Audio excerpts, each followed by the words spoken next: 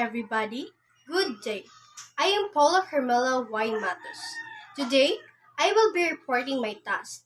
But before we get started, do me a favor and think. How many hours did you spend consuming media today? How did you came up with? 2 hours? 3? 5?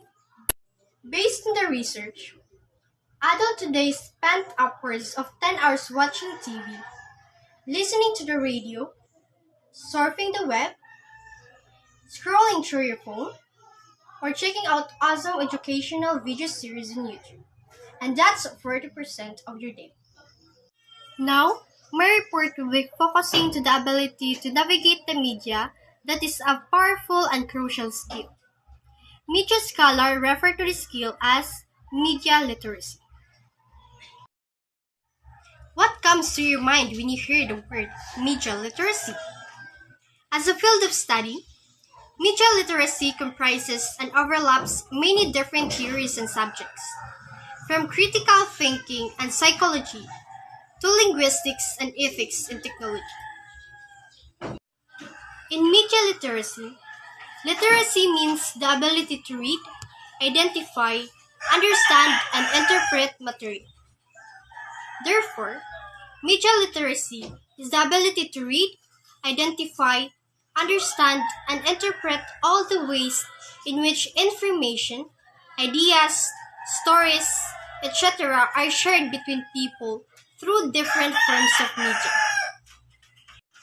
In this series, we'll be using the definition of media literacy that's used by the National Association of Media Literacy Educators, and it describes media literacy as the ability to access, analyze, evaluate, create, and act using all forms of communication. Access means what kind of content were you observing and how did you get it? Analyze means were you making sense of its messages? Evaluate means were you aware that each message was created by someone with their own goals and opinions? Create means when you create media, like a blog post or on Instagram, what is your responsibility to do those who view it? Act means, finally, what do you do with all those info you just received? Let's proceed to the important roles of media literacy. First, develop critical thinking skills. This will ensure that it will enhance the critical thinking skills of every person or have a broad idea about being media literate. Second, understand how media messages shape our culture and society. This simply means that media literacy contributes a lot in shaping our culture and society as it provides various opportunities such as promoting one's own beliefs and practices. Third, realize how you are being persuaded to think and act a certain way by media.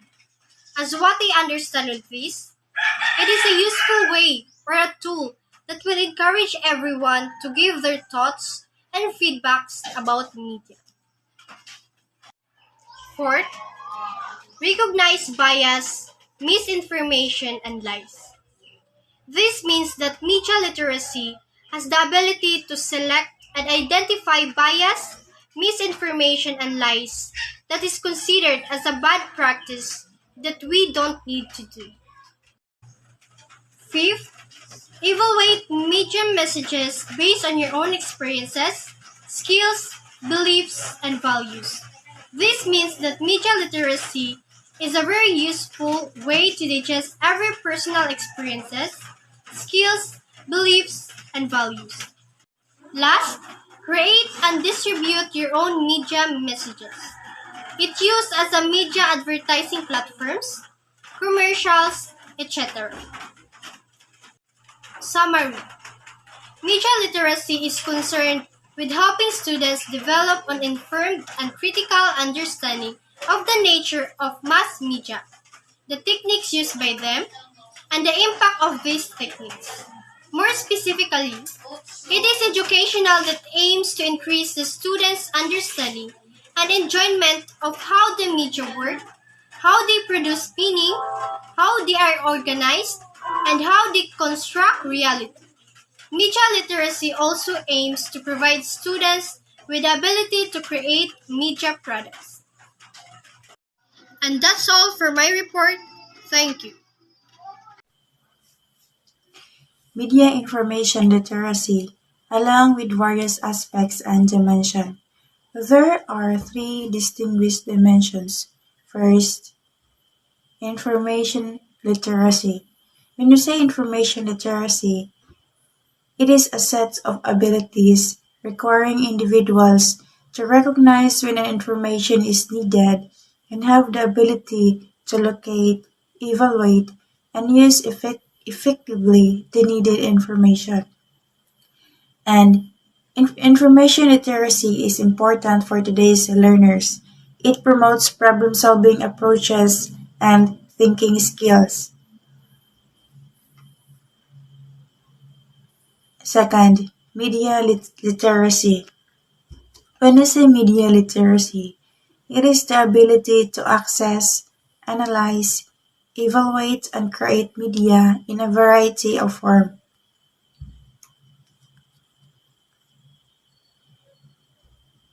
and aims to enable individuals to think critically about the media and the information they consume by engaging in a process of inquiry.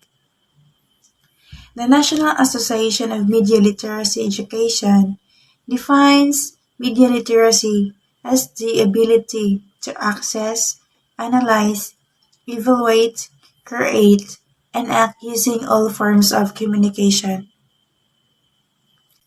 And the third is ICT or digital literacy.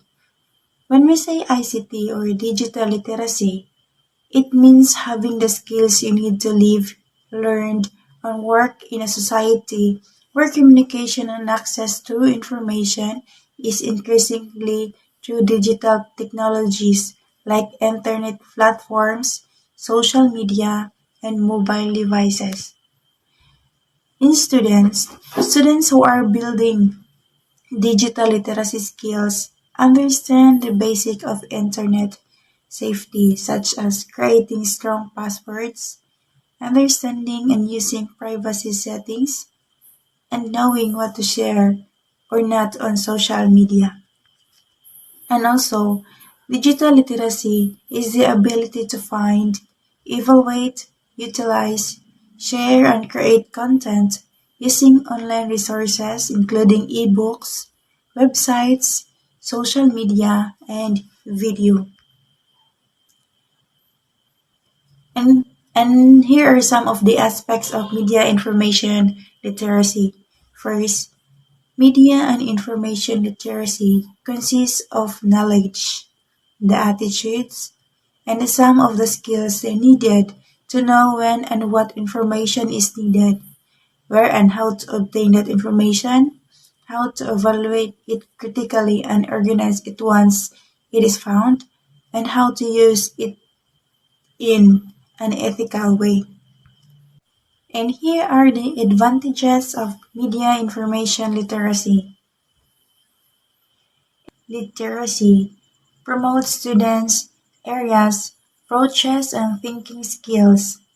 And secondly, media literacy helps students become wiser consumers of media as well as responsible producers of their own media, and meets the need of students to be wise consumer of media, engages students, gives students and teachers alike a common approach to critical thinking, provides an opportunity for integrating all subject areas, helps meet the state standards, increases the ability and proficiency of students, media literacy, inquiry process, transforms teaching by focusing on process skills rather than content knowledge, and not only benefits individual students but also the society. Good morning, everyone. So today, we will be talking about the ways to integrate financial literacy in curriculum and describe a financially stable person. So first, we will define financial literacy. Financial literacy is the ability to use knowledge and skills to manage financial resources effectively for a lifetime of financial well-being. So meaning, a financially literate person has the knowledge and skill so that he or she can manage his or her financial resources effectively so that she or he has a financial well-being lifetime. Okay. Next is ways to integrate financial literacy in curriculum. Sorry for that. First, teach financial literacy in stage. So, we should determine which stage you teach them that suits to the ages of the children in the class. Meaning, we should know first the ages of the children inside the class before we teach them the stage of financial literacy. Next, we have give them opportunities to practice the financial skills they learn. Come up with a plan to incorporate financial concepts into your curriculum and classroom management strategy. For example, you can ask students to plan a fundraiser for a charity or local organization as a class project. So we should give our students some financial skills or teach them some of the financial skills that they can learn so that they would be able to manage some of these situations like planning for a fundraiser so that they can provide for a charity or local organization. Next, we have work with parents to teach children about financial literacy, communicating with parents about financial skills, and including ideas on how they can reinforce those concepts at home. So, first we should talk to their parents and so that the parents can teach their children to be financially literate because students are learning from their home and after to their at the schools. Okay. Next is we describe the financially stable person. First, a financially stable person, you have a little debt or no debt.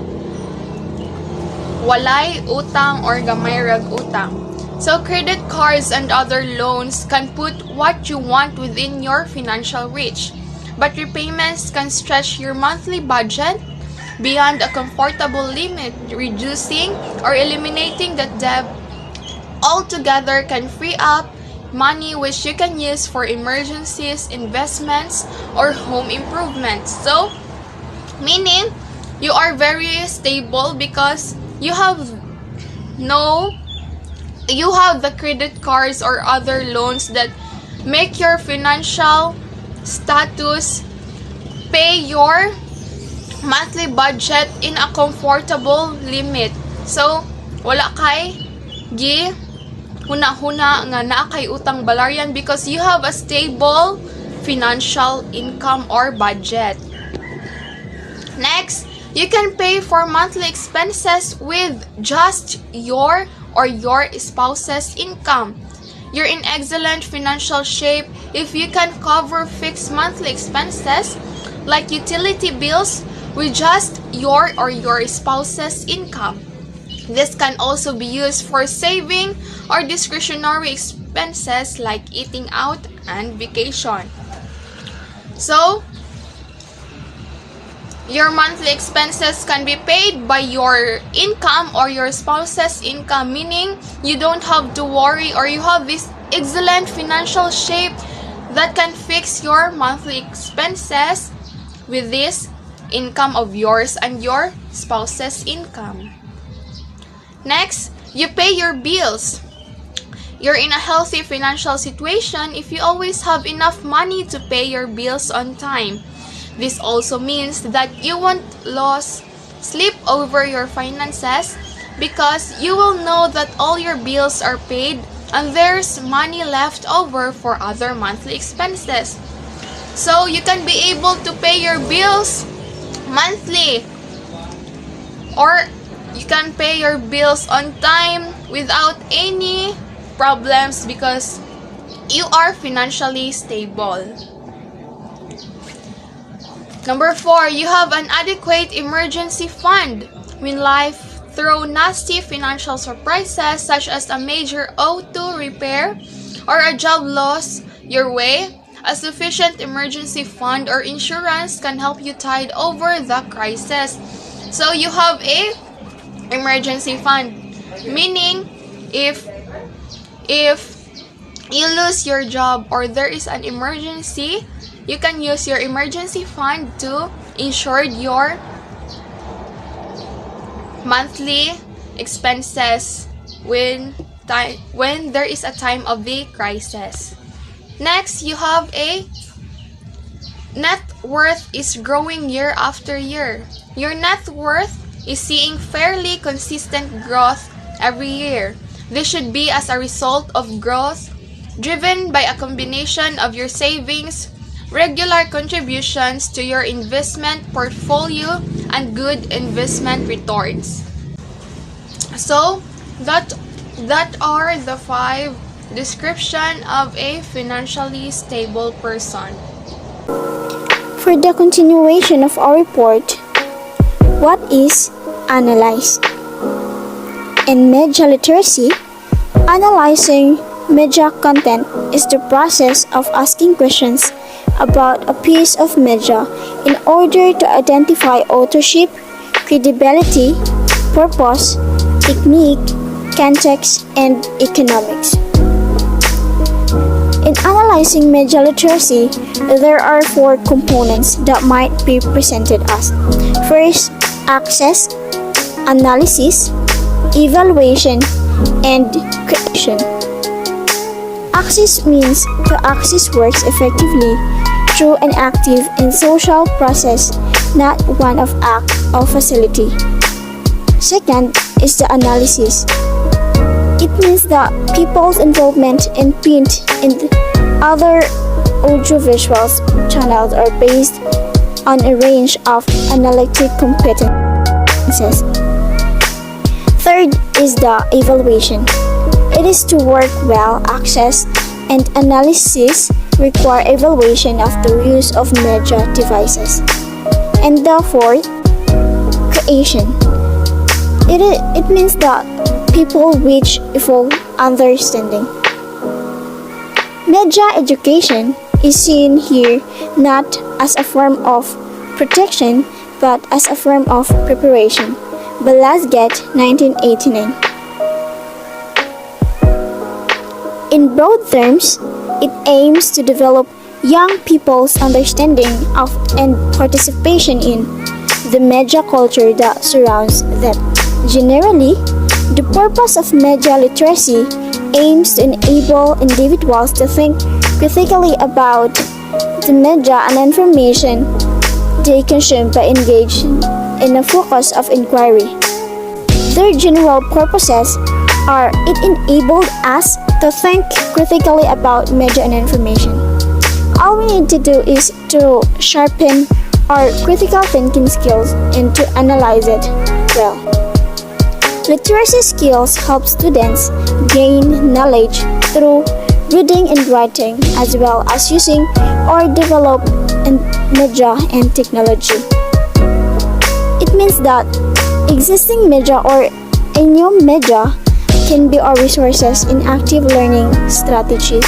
We catch all terms used for various kinds of communications that are conceivable due to innovation in computer technologies. Existing media resources can also be used to engage students and facilitate active learning strategies which promote deeper learning. It is clear that We can gain knowledge through reading, writing, listening, or speaking. Through these skills, we can easily express to learn. Media help learners understand the reality and create new knowledge. Media make learners educated and critical thinkers, which provide them more opportunities to be good users of English in communicative situations. And based on the findings,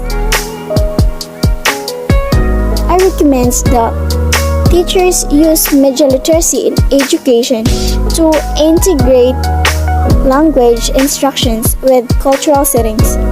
Using media literacy in education enhances students' learning and strengthens teachers' methods of teaching. In this, Vin Buckingham 2003 emphasizes that if media education is to help bridge the widening gap between the school and the world of children's out-of-school experience, it must surely begin with the knowledge children already possess. Buckingham places value on the experience that children gain as participants in their surrounding culture. This ideology positions the students as knowledgeable not just as a vessel that needs to be filled with information. This idea alone could revolutionize the field of education. It means giving value to children's knowledge may help them to own their experiences and opinions.